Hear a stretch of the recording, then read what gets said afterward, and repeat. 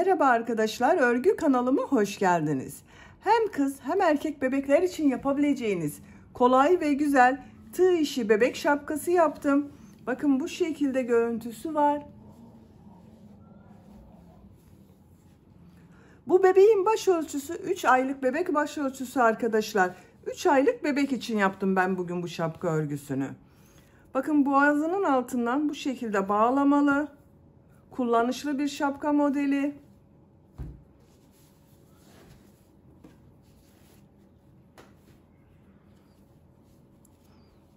Bakın şapka bu şekilde. Şapka örgüsüne buradan sihirli halka içine trabzan yaparak başlıyoruz. Yapacak olduğunuz çocuğun büyüklüğüne göre arttırmalar yapıyoruz. Dediğim gibi ben bugün 3-6 ay arası bebek başörtüsüne göre yaptım. Siz bu şapkayı yeni doğan bebek için yapabilirsiniz. 1, 2, 3, 4 her yaş çocuklarınız için yapabilirsiniz. Yeni doğan bebek için yapacaksanız bu arttırma sırasını benim yaptığımdan bir sıra eksik yaparsanız yeni doğan bebek için olur. Bu arttırma sırasını benim yaptığımdan bir sıra fazla yaparsanız 6-12 ay arası bebek ölçüsüne göre olur. Bu arttırma sırasını benim yaptığımdan 2 sıra fazla yaparsanız 1-2 yaş arası çocuklarınız için olur. Şapka örgüsünde iplik olarak beyaz renkli iplik kullanmayı tercih ettim. Siz tercihinize göre her marka iplik ve renklerle bu şapka örgüsünü yapabilirsiniz. Tığ olarak ben bugün 5 numara 3 milimetre tığ kullandım. Benim elim çok sıkı değil. Yaptığım tığ işi örgüler yumuşak oluyor. Sizin eliniz sıkıysa 3,5-4 milimetre tığlarla yaparsanız çok güzel olur arkadaşlar. Ölçülerini videonun sonunda ölçüyorum. Oraya bakabilirsiniz. Buna takım yapmak isterseniz bakın çok güzel bir eldiven yaptım. Yine bebek eldiveni. Bu şekilde güzel bir takım oluşturabilirsiniz. Arkadaşlarınıza, akrabalarınıza hediye götürebilirsiniz. Siz de bunun gibi kolay bir eldiven yapmak isterseniz bu eldivenin yapılışını ben YouTube kanalıma yükledim. Eldivenin olduğu YouTube linkini izlediğiniz bu videonun açıklama bölümüne ekliyorum. Siz o link üzerine tıklarsanız bu eldivenden yapabilirsiniz. Biz bugün hem kolay hem güzel bu tığ işi şapka örgüsünü yapacağız. İpliği tığı hazırlayalım. Hep birlikte bu kolay ve güzel şapka örgüsüne başlayalım. Örgü kanalıma abone değilseniz abone olmayı unutmayın lütfen. Hepinize kolay gelsin. İyi çalışmalar. Şapka örgüsüne sihirli halka yaparak başlıyorum. Sihirli halkayı bilmeyen arkadaşlar için gösteriyorum. Bakın yavaş gösteriyorum. Şu şekilde ipliği parmağıma doladım. Parmağımın üzerinde bulunan ilmeğe tığ takıyorum. İpliği içinden çekiyorum. Parmağımı çıkardım. Bir zincir yaptım, sağlamlaştırdım. Sihirli halkayı yaptık bakın. Bu sırada bu sihirli halka içine trabzan yapacağız. 12 trabzan yapıyoruz. 2 zincir yapıyorum. Bu 2 zincirden başka 12 trabzan yapıyoruz. 1 2 3 4 5 6 7 8 9 10 11 12 trabzan yaptım. İplik ucunu çekiyorum. Bakın şu şekilde çekiyorum. Burada hiç boşluk kalmayacak arkadaşlar. Bu ilk yaptığım trabzan ilmeği var. Bakın şu 2 zincirden sonra şu ilmeğe tığ takıyorum. İpliği üste alıyorum. İlmek kaydırma yaparak sırayı birleştiriyorum. Sihirli halka içine 12 trabzan yaptım. İkinci sıradayım. Bu sırada arttırma yapıyorum. 2 zincir yapıyorum. Tığ üzerine iplik alıyorum. Şu ilk trabzan bakın şu şekilde tığı boşluğa takıyorum. Trabzan yapıyorum. Çok sıkı yapmıyorum bu trabzanı. İkinci ilmeğe bir üzerine trabzan yapacağız. Bir de boşluktan alarak trabzan yapacağız. Bakın ilmeğe bir trabzan yapıyorum. Şu şekilde aynı ilmeğe bir de trabzanı boşluktan alarak yapıyorum. Bir trabzan üzerine 2 trabzan yapmış olduk. Bakın şu şekilde ilmek üzerine bir trabzan yapıyorum. Aynı ilmeğin trabzanı boşluktan alarak trabzan yapıyorum. Her trabzan üzerine 2 trabzan yapmış oluyoruz arkadaşlar.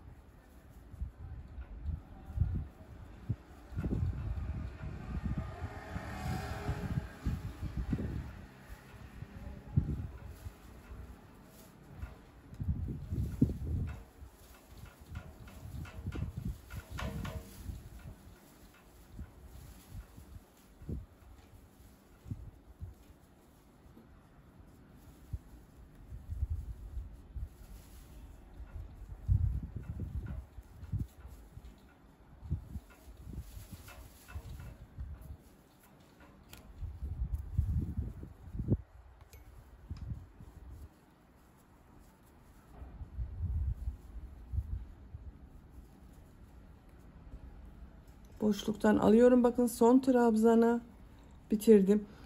Boşluktan alarak yaptığımız trabzanları sayıyorum. Bakın daha kabarık görüntüleri var arkadaşlar. 1, 2, 3, 4, 5, 6, 7, 8, 9, 10, 11, 12 bakın kabarık görünen boşluktan aldığım trabzan var.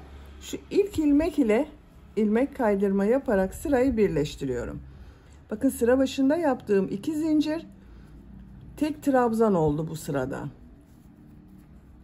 3. sıradayım. 3. sırada yine bu bakın bir trabzan üzerine bir trabzan yapacağız. Boşluktan alarak yaptığım bu trabzanlar üzerine hem ilmek üzerine trabzan yapacağız hem de yine boşluktan alarak trabzan yapacağız. 2 zincir yapıyorum. İlk trabzan bakın bu 2 zincir bir trabzan oluyor. Şu trabzanı boşluktan alıyorum, trabzan yapıyorum. Trabzan üzerine trabzan yapıyorum. Bakın boşluktan alarak yaptığım trabzana geldim. İlmeğe bir trabzan yapıyorum. Aynı trabzanı boşluktan alarak trabzan yapıyorum. Trabzan yapıyorum. Bakın bu ilmeğe trabzan yapıyorum. Aynı trabzanı bir de boşluktan alarak yapıyorum. Arada 2 düz trabzan yapmış oluyoruz. Bakın kabarık görünen trabzanlardan sonra. 2 trabzan yapıyorum. Aynı trabzan boşluktan alıyorum, trabzan yapıyorum.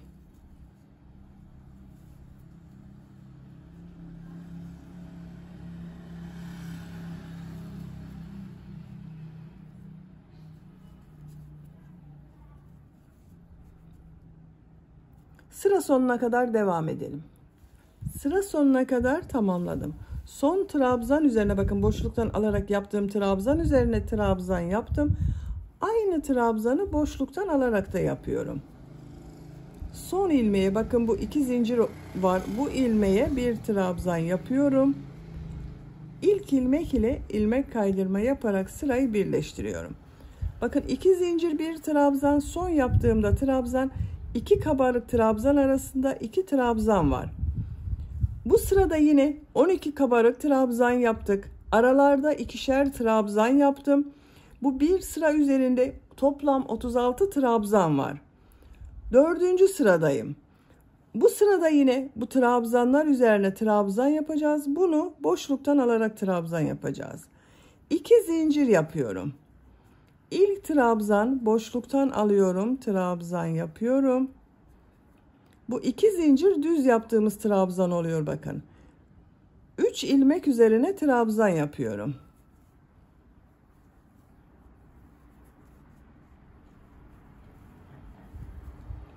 Bakın bu son yaptığım trabzanı Tekrar boşluktan alarak trabzan yapıyorum. 3 trabzan yapıyorum.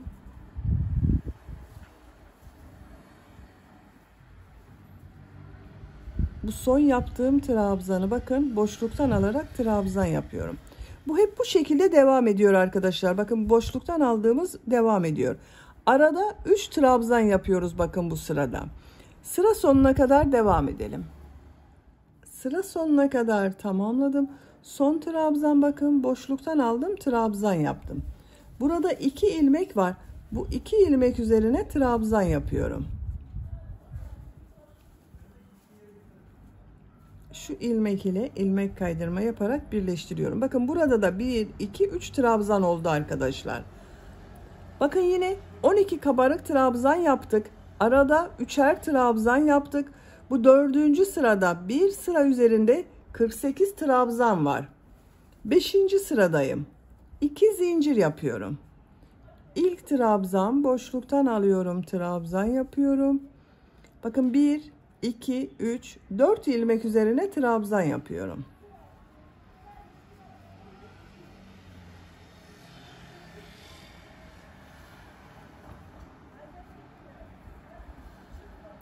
Bu 4. yaptığım trabzanı bakın boşluktan alıyorum, trabzan yapıyorum. Bu sırada bakın arada 1, 2, 3, 4 trabzan oldu. 4 trabzan yapıyorum.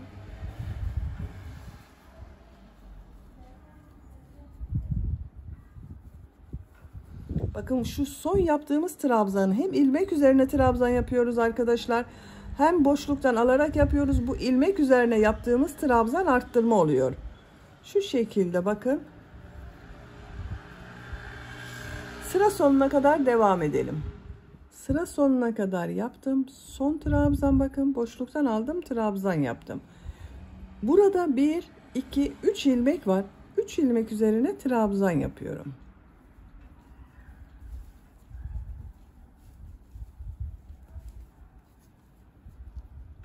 İlk ilmek ile ilmek kaydırma yaparak birleştiriyorum. Sıra başında yaptığım 2 zincir ile birlikte bakın 1, 2, 3, 4 trabzan oldu. Bu bir sıra üzerinde 60 trabzan var. 6. sıradayım. 2 zincir yapıyorum. İlk trabzan boşluktan alıyorum, trabzan yapıyorum. 5 trabzan üzerine trabzan yapıyorum.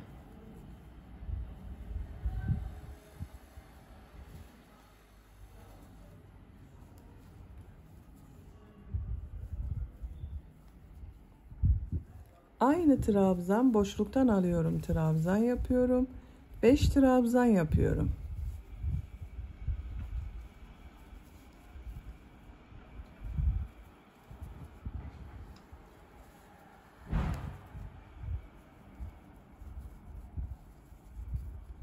Aynı trabzan boşluktan alıyorum, trabzan yapıyorum. Sıra sonuna kadar devam edelim. Sıra sonuna kadar tamamladım. Boşluktan alarak yaptığım trabzandan sonra bakın 1, 2, 3, 4 trabzan yaptım. İlk ilmek ile ilmek kaydırma yaparak birleştiriyorum. Şu 2 zincir ile birlikte 5 trabzan oldu. Bu sırada bakın bu boşluktan alarak yaptığımız trabzanlar arasına 5 trabzan yaptım. Siz bu şapkayı yeni doğan bebek için yapıyorsanız arttırma sırasını burada bitirebilirsiniz arkadaşlar. Ben arttırma yapmaya devam ediyorum. 7. sıradayım. 2 zincir yapıyorum. İlk trabzan boşluktan alıyorum, trabzan yapıyorum. 6 ilmek üzerine 6 trabzan yapıyorum bakın.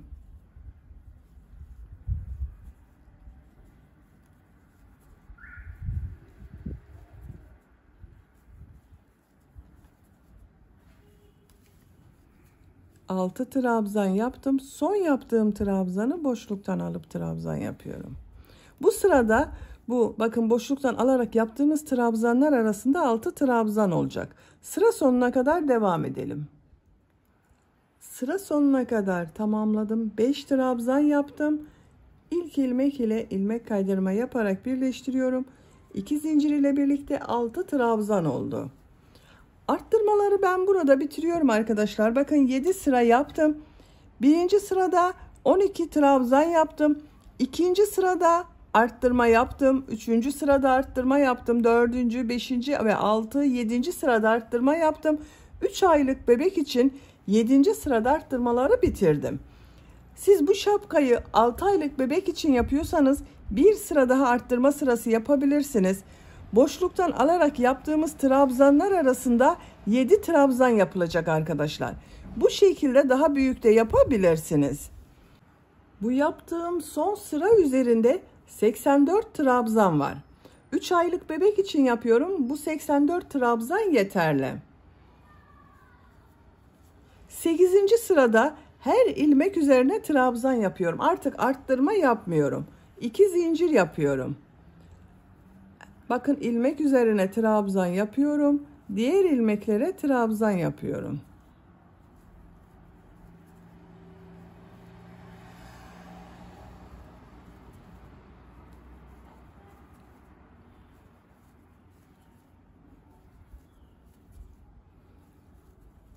Trabzan sırası yapıyoruz arkadaşlar. Sıra sonuna kadar devam edelim. Sıra sonuna kadar tamamladım. İlk ilmek ile ilmek kaydırma yaparak birleştiriyorum. Bu sırada trabzan sırası yaptım. Arttırma yapmadım arkadaşlar. Bakın. Bu bir sıra üzerinde yine 84 trabzan var. Yine trabzan sırası yapıyoruz. Bir zincir yapıyoruz. Bu sırada trabzan yapacağız. Burada bakın bebeğin boynuna gelecek olan yeri boş bırakacağız. Buraya kadar trabzan yapacağız. İlk ilmek üzerine trabzan yapıyorum. Bakın ilk trabzan yaptım. Diğer ilmeklere trabzan yaparak devam ediyorum.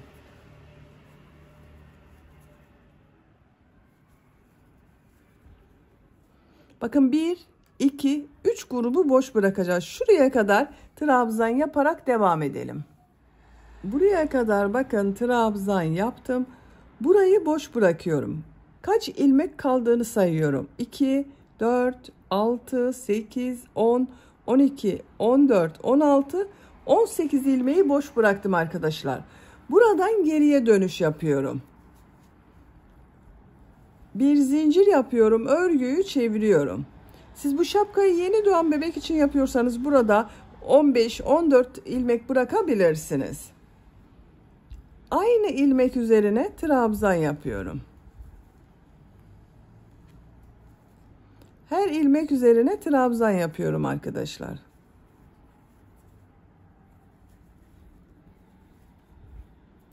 Sıra sonuna kadar devam edelim. Sıra sonuna kadar tamamladım. Bir zincir yapıyorum. Örgüyü çeviriyorum.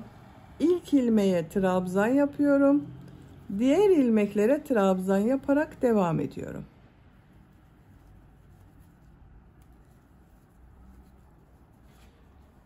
Bakın arkadaşlar, şapkanın örgüsü bu şekilde görünüyor. Trabzanlar yaparak yapacak olduğunuz çocuğun büyüklüğüne göre şapkanın örgüsüne devam edelim. 9 sıra trabzan sırası yaptım. 1, 2, 3, 4, 5, 6, 7, 8, 9.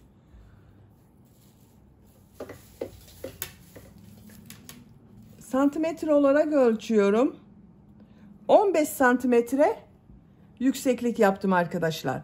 Ben bugün 3 aylık bebek için yapıyorum. 9 sıra yaptım. Siz daha küçük bebek için yapıyorsanız bunu 7-8 sıra yapabilirsiniz. Yeni doğan bebek için yapıyorsanız. Daha büyük yapıyorsanız da 1 veya 2 sıra fazla yapabilirsiniz. Burada bitirmiyorum. Bakın trabzan sırası yaptım. Bu trabzan sırasını bir düz bir ters boşluktan alarak devam ediyorum. 2 zincir yapıyorum. Örgüyü çeviriyorum. Şu şekilde bakın tığı boşluğa takıyorum. Trabzan yapıyorum. Ters taraftan boşluktan alarak trabzan yapıyorum.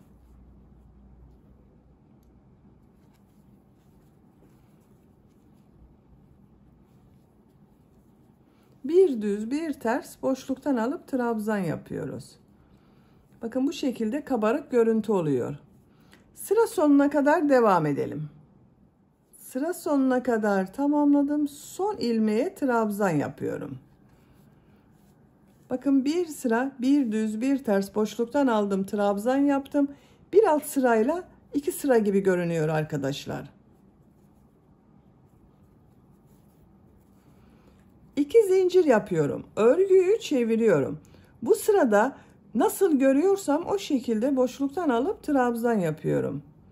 Düz taraftan boşluktan alıyorum, trabzan yapıyorum. Ters taraftan boşluktan alıyorum, trabzan yapıyorum.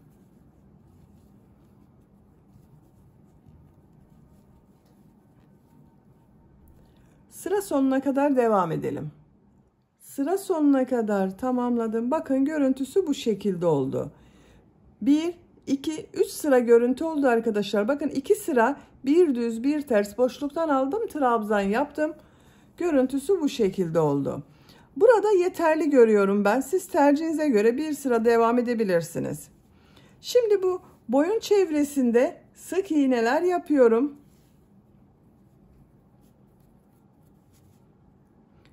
Şuraya bir sık iğne yapıyorum. Sık iğne yapıyorum. Bakın bu trabzan sırasına 2 sık iğne yapıyorum. Şu trabzan sırasına bir sık iğne yapıyorum. Biraz toplasın istiyorum arkadaşlar bu bölümde.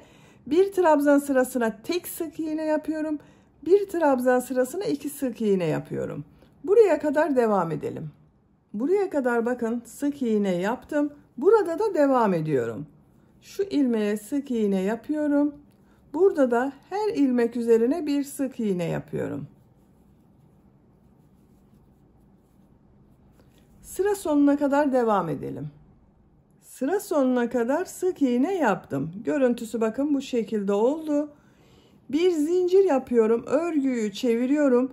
Bir sıra sık iğne sırası yapıyorum.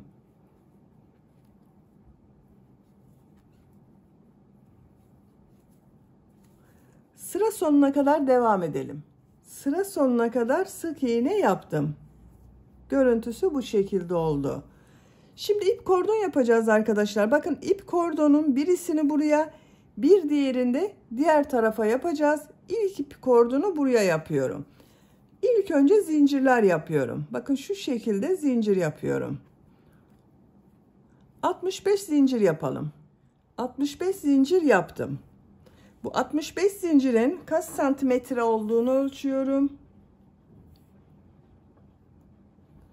25 santimetre zincir uzunluğu var.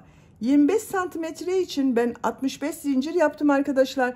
Sizin elinizin sıklığına göre daha az veya daha çok zincir yapmanız gerekebilir. Bu zincir uzunluğu tercihinize göre, siz daha uzun veya daha kısa da yapabilirsiniz. Şimdi bu zincirler üzerine sık iğne sırası yapıyorum. Bakın bir ilmeğe atlıyorum. Sık iğne yapıyorum.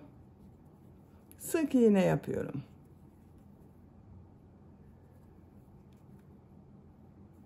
Sıra sonuna kadar devam edelim. Zincirler üzerine sık iğne yaparak bakın sıra sonuna kadar tamamladım.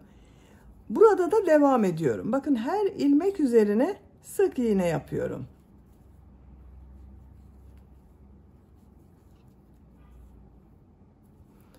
Sıra sonuna kadar devam edelim. Sıra sonuna kadar sık iğne yaptım. Buraya da ip kordon yapacağız arkadaşlar. Bu ip kordonu kaç zincir yaptıysanız buraya da aynı sayıda zincir yapıyoruz. Ben 65 zincir yaptım. Buraya da 65 zincir yapıyorum. Zincirleri yapalım. 65 zinciri yaptım. Bir ilmek atlıyorum. Sık iğne yapıyorum.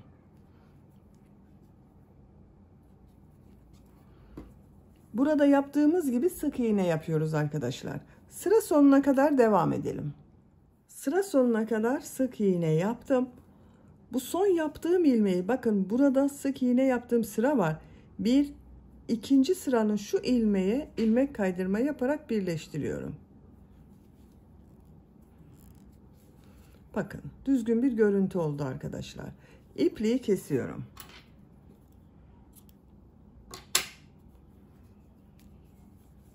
Bakın ip kordonu yaptım. İplik ucunu örgünün ters tarafında ilmekler arasından çekiyorum bakın. Bu şekilde kaybediyoruz. Şapka örgüsünü bitirdim. Bakın çok güzel oldu arkadaşlar. beyaz renkli yaptım. Her şeyle kullanılabilir. Bitmiş olarak ölçülerini söylüyorum.